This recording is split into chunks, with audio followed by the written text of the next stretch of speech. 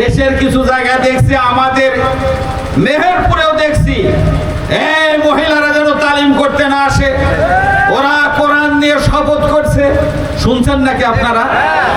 1 সালে আমাদের মাসুদ অরুণ ভাই ধানের শীষে ভোট করেছে, জোটবদ্ধভাবে আমরা ভোট করেছিলাম। আপনাদের বউ মাঠে নেমেছে কিনা আমাদের জানা নেই, কিন্তু আমাদের সংগঠনের বোনেরা সেদিন মাঠে নেমে ভোট করেছিল। সেদিন তো এই কথাটা বলেননি।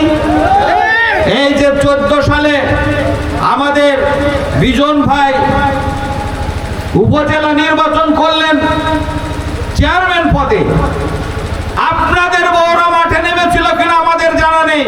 আমরা তখন কারাগারে, অন্য ভাইরা ক্রস ফায়ারের ভয়ে দেশের এলাকার বাইরে, আমাদের বোনেরা সেদিন মাঠে নেমে কাজ করেছে। সেদিন তো এই ফতোয়াটা আমরা শুনিনি। আজকে এই ফতোয়াটা নতুন করে জাগছে কেন? এটা কেন জাগছে জনগণ ভালোই জানে। আপনারা সামনে আসতে পারছেন কিনা আপনারা সংশয়ের ভিতরে আছেন, যার কারণে এই কথা